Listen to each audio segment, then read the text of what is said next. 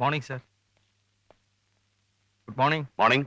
ആ, മദ്രാസിൽ പോയിട്ട് ഇത്ര വേഗത്തിയോ? ഞാൻ മോർണിംഗ് ഫ്ലൈറ്റിനെത്തി. അത് അശ്വതിയുടെ വീട്ടിൽ നിന്നും കിട്ടിയ കുറെ ആൽബങ്ങളും കുറച്ച് റെക്കോർഡ്സും ഉണ്ട്. അവിടെ അന്വേഷിച്ചിട്ട് വല്ല പ്രയോജനം ഉണ്ടായോ? പ്രത്യേകിച്ച് ഗുണമൊന്നും ഉണ്ടായില്ല സർ. ഇവിടുത്തെ ജനങ്ങളുടെ അഭിപ്രായം തന്നെയാണ് അവിടെ ഉള്ളവർക്കും. Shall I open it for you? ഇപ്പൊ വേണ്ട, you keep it in the store. ശരി സർ. വരൂ.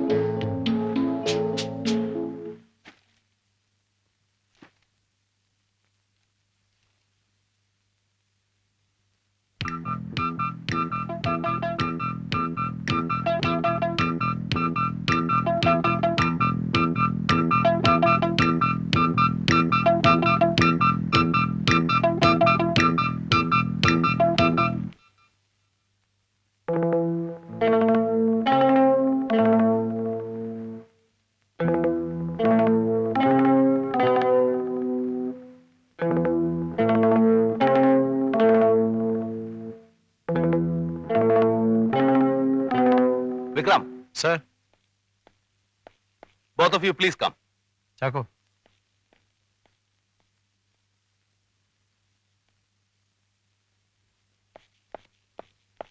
സർ. വിക്രം, നമുക്ക് അർജന്റായിട്ട് ആ ഹോട്ടൽ വരെ ഒന്ന് പോകണം. സർ. ചാക്കോ സർ, എനിക്ക് ഇതേ മെറ്റീരിയലുള്ള ഒരു സാരി വേണം. Same length and width. Okay? ശരി sir. Then come on, quick.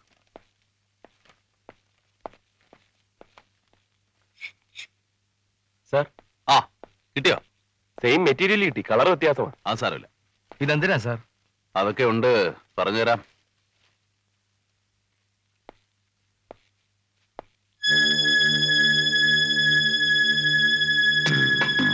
Vikram, bring that photograph.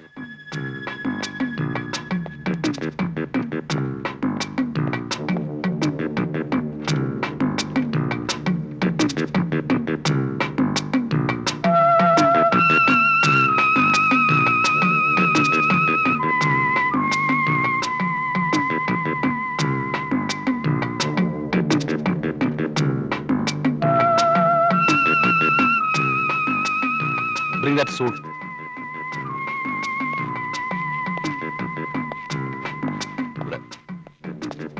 Vikram. Sir. Remove the bed.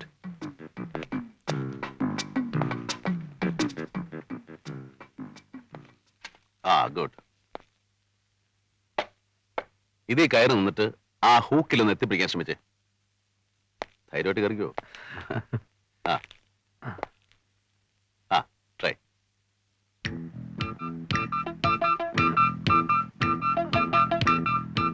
പറ്റുന്നില്ല സർ. ഒന്നുകൂടെ ശ്രമിക്കേ.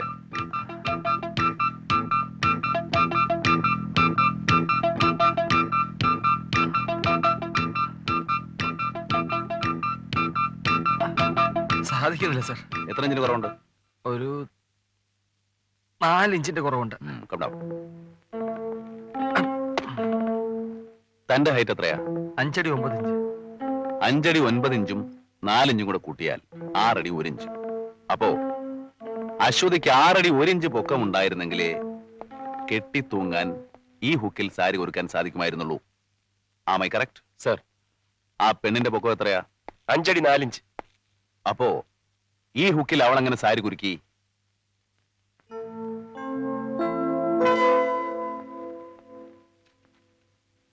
ഈ ഫോട്ടോയിൽ കാണുന്നത് ഈ സ്റ്റൂളിൽ കയറി നിന്ന് കെട്ടി തൂങ്ങിയതായിട്ടാണ്. Take the other sari.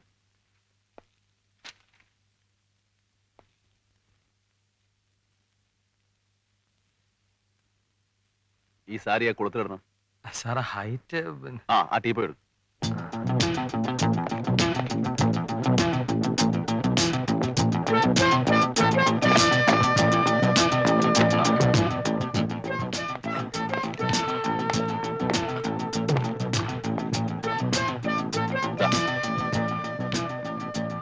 ആ ഹൂക്ക് കെട്ടുക, നല്ലവണ്ണം മുറുക്കണം. ആ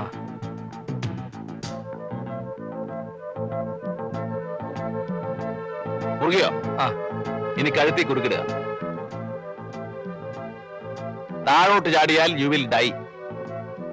അതാണ് സ്വാഭാവികമായ ആത്മഹത്യ. ഇത് തന്നെയല്ലേ അശ്വതിയും ചെയ്ത്. Use your brain mister Vikram. നമുക്ക് കിട്ടിയിട്ടുള്ള ഫോട്ടോഗ്രാഫിൽ ഈ ടീപ്പോയുടെ സ്ഥാനം അവിടെയാണ്. അശ്വതി ഉപയോഗിച്ചു എന്ന് പറയപ്പെടുന്നത് ഈ സ്റ്റൂള് മാത്രമാണ്. ഈ സ്റ്റൂള് മാത്രം ഉപയോഗിച്ചാൽ ഈ ഹൈറ്റ് കിട്ടില്ല. You get me? Sorry sir. ഇനി ആ കുരുക്ക് കഴിച്ചിട്ട് താഴോട്ട് ഇറങ്ങും. Put the other end in the hole. Other end. ആ സി, ഈ സാരിയിൽ ഈ ഭാഗത്ത് മാത്രമേ അഴുക്കുള്ളൂ. Okay, wait. ഈ സാരി നോക്കിയേ. ഈ സാരിയിൽ ഉള്ളതിനേക്കാൾ കൂടുതൽ അഴുക്ക് ഈ സാരിയിൽ എങ്ങനെ വന്നു? എങ്ങനെ വന്നു സാർ? എങ്ങനെ വന്നു sir? I will show you. Get down.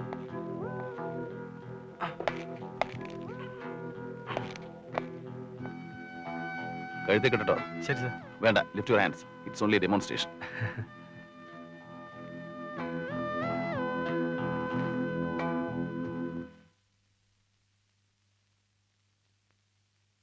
Ready? Yes. ആ.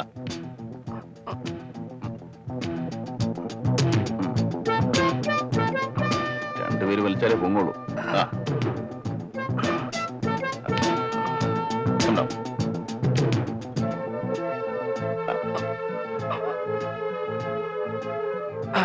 I am sorry. It's all right, sir. ഇപ്പൊ മനസ്സിലായോ അശ്വതി കെട്ടിത്തൂങ്ങാൻ ഉപയോഗിച്ച സാരിയിൽ എങ്ങനെ അഴുക്ക് വന്നു? സാരിയിൽ അഴുക്ക് പുരളാനുള്ള കാരണം വേറെയും ആകാമല്ലോ. ഒരുപക്ഷെ സാരിയുടെ ബലം അറിയാൻ വേണ്ടി അവൾ ഹൂക്കിൽ സാരിയിട്ട ശേഷം തൈര് കടയുന്നത് പോലെ താഴോട്ടും മേലോട്ടും വലിച്ചാലും അതിൽ അഴുക്ക് പുരളാൻ സാധ്യതയില്ലേ? കഴുത്തിൽ കെട്ടി വലിച്ചാലും അഴുക്ക് പുരളുമല്ലോ. നിങ്ങൾക്കിത് കൊലപാതകമാക്കിയേ തീരൂ എന്ന് നിർബന്ധമുണ്ടെങ്കിൽ അതിരിക്കട്ടെ, പൊക്ക വ്യത്യാസത്തെ കുറിച്ച് എന്ത് പറയുന്നു? അങ്ങനെ സംഭവിച്ചിരിക്കാൻ സാധ്യതയുള്ള കാരണത്തെക്കുറിച്ച് നിങ്ങളോട് ആദ്യമേ പറഞ്ഞല്ലോ. തൂങ്ങിച്ചാവാൻ തുനിഞ്ഞ ഒരു പെണ്ണിന് സ്റ്റൂളും ടീപ്പോയും ഒക്കെ മാറ്റിയിട്ട് ചാവാനുള്ള മനസാന്നിധ്യം ഉണ്ടാവൂ? മനഃശാസ്ത്രമൊന്നും എനിക്കറിയില്ല. പ്രേതം പോസ്റ്റ്മോർട്ടം ചെയ്ത ഡോക്ടർ ഇവിടെ ഇരിപ്പുണ്ട്. ഇദ്ദേഹം തന്ന സർട്ടിഫിക്കറ്റിന്റെ അടിസ്ഥാനത്തിലാണ് ആത്മഹത്യയാണെന്നുള്ള നിഗമനത്തിൽ ഞങ്ങൾ എത്തിച്ചേർന്നത്. സെൻസേഷണൽ കേസാക്കാൻ സാധ്യതയുണ്ടെന്ന് പറഞ്ഞ് DMOയുടെ നിർദ്ദേശപ്രകാരം ഞാനടക്കം 4 ഡോക്ടേഴ്സാണ് പോസ്റ്റ്മോർട്ടം അറ്റൻഡ് ചെയ്തത്. ആത്മഹത്യയാണെന്നുള്ള നിഗമനത്തിൽ എത്തിച്ചേരാനുള്ള ലക്ഷണങ്ങളാണ് ഞങ്ങൾ പോസ്റ്റ്മോർട്ടത്തിൽ കണ്ടത്. തന്നെയുമല്ല, നാക്ക് പുറത്തേക്ക് തള്ളി കടിച്ചു പിടിച്ചിരുന്നു. സലൈവ വായുടെ കോണിൽ കൂടി ഒഴുകി താഴോട്ടൊലിച്ചിരുന്നു. ചുണ്ടുകൾക്കും നഖങ്ങൾക്കും നീല നിറം ഉണ്ടായിരുന്നു. സാരി ചുറ്റിയതിന്റെ നേർത്തപാട് കഴുത്തിലും ഉണ്ടായിരുന്നു. മരിച്ചതിന് ശേഷം കെട്ടിത്തൂക്കിയതാണെങ്കിൽ മേൽപ്പറഞ്ഞ ലക്ഷണങ്ങളൊന്നും ഉണ്ടാവില്ലല്ലോ. ഇതിനൊക്കെ പുറമെ തൂങ്ങിപ്പിടയ്ക്കുമ്പോൾ ആരായാലും മലമൂത്ര വിസർജനം നടത്തും. അവർ കെട്ടിത്തൂങ്ങിന്റെ നേരെ താഴെ കാർപ്പറ്റിൽ യൂറിൻ സ്റ്റെയിൻസ് ഉണ്ടായിരുന്നു. ആത്മഹത്യ അല്ലാതെ ഇങ്ങനെയൊക്കെ സംഭവിക്കാൻ വേറൊരു മാർഗമില്ലേ? അല്ലെങ്കിൽ ജീവനോടെ കെട്ടിത്തൂക്കണം. അങ്ങനെ ആയിരുന്നെങ്കിൽ അവൾ ഏർത്ത് കാണണം. ബോഡിയിലെങ്ങും ബലപ്രയോഗം നടത്തിയതിന്റെ യാതൊരു ലക്ഷണവും കാണുന്നില്ല. അടച്ചുപൂട്ടിക്കിടന്ന മുറിയിൽ അകത്ത് ആളെങ്ങനെ കയറി? കൂടാതെ അവിടുന്ന് ഒരു സാധനവും കളവ് പോയിട്ടില്ല. ഒച്ചയോ ബഹളവും ആരും കേട്ടിട്ടുമില്ല. സെക്ഷൽ അറ്റംപ്റ്റ് നടന്നതിന്റെ യാതൊരു ലക്ഷണവും കാണുന്നില്ല. വേറെ ഒരു മാർഗവുമില്ലേ? ആത്മഹത്യയാണെന്ന് തോന്നുകയും എന്നാൽ ഒരു മാർഗവുമില്ല. It is A clear case of suicide. മാർഗം ഉണ്ടെങ്കിലോ? U prove it man. ഞാൻ ചലഞ്ച് ചെയ്യുന്നു. ഏത് എക്സ്പെർട്ടിനെ കൊണ്ട് വേണമെങ്കിലും നിങ്ങൾ റീ എക്സാമിൻ ചെയ്യിക്കാം. ഇതൊരു ആത്മഹത്യയല്ല തെളിഞ്ഞാൽ ഞാൻ ഈ ഡോക്ടർ ഉദ്യോഗം രാജിവെച്ച് വേറെ വല്ല പണി നോക്കാം. വർഷം 10-15 കഴിഞ്ഞ മിസ്റ്റർ ഞാൻ ഈ തൊഴിൽ തുടങ്ങിയിട്ട്. ഇതുവരെ 100-500 പോസ്റ്റ്മോർട്ടം നടത്തിയിട്ടുണ്ട്. ഇനി പുതിയതായി എന്തെങ്കിലും പഠിപ്പിക്കാനാണോ ഭാവം? അതോ CBI ഒഴിച്ച് ലോകത്തുള്ള മറ്റെല്ലാവരും കോഴ വാങ്ങുന്നവരെന്നാണോ വിചാരം? Sorry, you are mistaken. ഞാൻ തുടക്കത്തിലേ പറഞ്ഞു തർക്കിക്കാൻ വന്നതല്ലെന്ന്. ഒരു മരണം നടന്നു. അതിന്റെ ഡിഫറെന്റ് പോസിബിലിറ്റീസിനെ കുറിച്ച് ഡിസ്കസ് ചെയ്യാൻ വന്നതാണ്. സ്വാമി, ഇപ്രാവശ്യം ചക്ക വീണപ്പോ മുയൽ ചത്തില്ലെന്ന് കൂട്ടിക്കോ. ആയിക്കോട്ടെ, ഞാൻ ചോദിക്കുന്നത് ചിലപ്പോ അബദ്ധമായിരിക്കും. എങ്കിലും ഒരു സംശയം. ഒരുപക്ഷെ അവളെ കെട്ടിത്തൂക്കുമ്പോൾ അവൾ അബോധാവസ്ഥയിലായിരുന്നെങ്കിലോ? ആരോ ഏതോ രീതിയിൽ അവളെ കൊല്ലാൻ ശ്രമിച്ചു. ആ ശ്രമത്തിനിടയ്ക്ക് അവൾക്ക് ബോധം കെട്ടു. അതിന് ശ്രമിച്ചവർ അവൾ മരിച്ചു എന്ന് കരുതി ആത്മഹത്യയാണെന്ന് വരുത്തി തീർക്കാൻ കെട്ടിത്തൂക്കുന്നു. കെട്ടുമുറുകിയപ്പോഴാണ് ബോധം വീഴുന്നത്. എങ്കിൽ ഒരാൾ ആത്മഹത്യ ചെയ്തപ്പോഴുണ്ടാകാവുന്ന എല്ലാ ലക്ഷണങ്ങളും ഉണ്ടാവില്ലേ? എന്താ ഡോക്ടർ, അങ്ങനെ സംഭവിക്കാം അല്ലേ? സംഭവിക്കാം. Thank you. Vikram sir. Excuse me doctor. 501ാമത്തെ പോസ്റ്റ്മോർട്ടം ചെയ്യുമ്പോഴെങ്കിലും ഇതൊക്കെ ശ്രദ്ധിക്കണം. കമാ.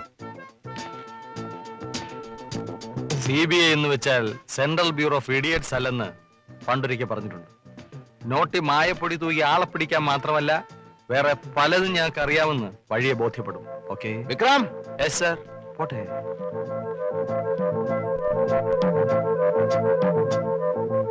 നമുക്ക് ലഭിച്ചിട്ടുള്ള തെളിവുകളും നിഗമനങ്ങളും വെച്ച് നോക്കുമ്പോൾ അശ്വതിയുടെ മരണം കൊലപാതകമാകാനാണ് സാധ്യത കൂടുതൽ. എങ്കിൽ ആരാണ് ആ കൃത്യം ചെയ്തത്? എന്തിനു വേണ്ടി? എപ്പോൾ? എങ്ങനെ? ഇതിനൊക്കെ ഉത്തരം കണ്ടുപിടിക്കേണ്ടിയിരിക്കുന്നു. സർ, ദേവദാസ് പറഞ്ഞതുപോലെ സാരിയിൽ തുരുമ്പ് അഴുക്കും പുരണ്ടത് അശ്വതി സാരിയുടെ ബലം നോക്കിയപ്പോഴാണെങ്കിൽ? ദേവദാസ് ഇത് ആത്മഹത്യയാണ് എന്ന് തറപ്പിച്ച് പറയുന്ന പോലെ ഇത് കൊലപാതകമാണ് എന്ന് പറയാനുള്ള അഹങ്കാരം നമുക്കില്ലാത്തതുകൊണ്ട് ആ സാധ്യതയും തള്ളിക്കളയണ്ട. സർ, ദേവദാസ് സാറിന്റെ പെരുമാറ്റം എനിക്കൊരു തൃപ്തിയായിട്ട് തോന്നുന്നില്ല. You are correct. CBIയുടെ അയാൾക്ക് പകയുണ്ട്, ദേഷ്യമുണ്ട്.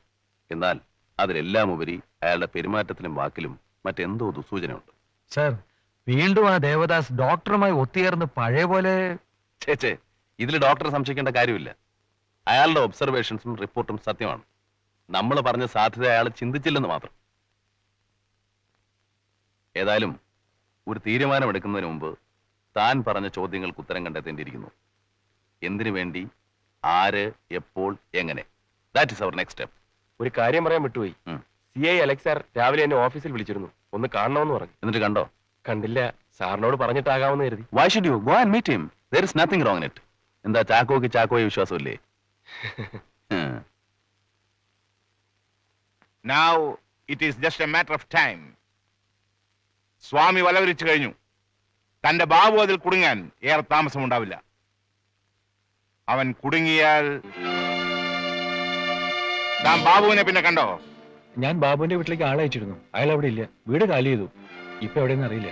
പോസ്റ്റ്മോർട്ടം റിപ്പോർട്ടിൽ ആത്മഹത്യ തന്നെയാണെന്നുള്ളതിന് വ്യക്തമായ തെളിവുകൾ ഉണ്ടായിരുന്നതുകൊണ്ട് എന്തു തന്നെ വന്നാലും താൻ രക്ഷപ്പെടുമെന്ന് ഞാൻ കരുതി. പക്ഷേ സ്വാമി നമ്മളെ കടത്തിവെട്ടി. അങ്ങനെ ആത്മഹത്യയുടെ ലക്ഷണങ്ങൾ റിപ്പോർട്ടിൽ ഉണ്ടെങ്കിലും അത് ഒരു മർഡർ തന്നെ ആയിരിക്കാൻ സാധ്യതയുണ്ടെന്ന് പ്രൂവ് ചെയ്ത്. ഞാൻ എന്ത് ചെയ്യണം സാർ? ഞാൻ വേണമെങ്കിൽ സ്വാമിയെ പോയി പേഴ്സണൽ ആയിട്ടൊന്ന് കാണാം. നന്നായിരിക്കും. പോകുന്നതിന് മുമ്പ് വേണ്ടപ്പെട്ടവരോട് യാത്ര പറഞ്ഞിട്ട് പോയാൽ മതി. 13 വർഷം കഴിഞ്ഞ് വീണ്ടും കാണാമെന്ന്. അതെന്താ? ജീവപര്യന്ത ശിക്ഷയുടെ കാലാവധി 13 വർഷം ആയതുകൊണ്ട്. വിവരമില്ലല്ലോടോ തനിക്ക്. എല്ലാരും ദേവദാസ് ആണെന്ന് കരുതിയോ? തന്റെ ഈ സിനിമാ ഗ്ലാമറൊന്നും സ്വാമിയുടെ അടുത്ത് ചിലവാകത്തില്ല. ഞാൻ പിന്നെ എന്ത് ചെയ്യണം സാർ? ആര് പറഞ്ഞോടോ തന്നോട് അവളെ കൊല്ലാൻ? ആ ബാബുവിനെ അവരുടെ കയ്യിൽ കിട്ടരുത്. ഇല്ല, ഒരിക്കലുമില്ല. എങ്കിൽ നല്ലത്. ഞാൻ വരട്ടെ.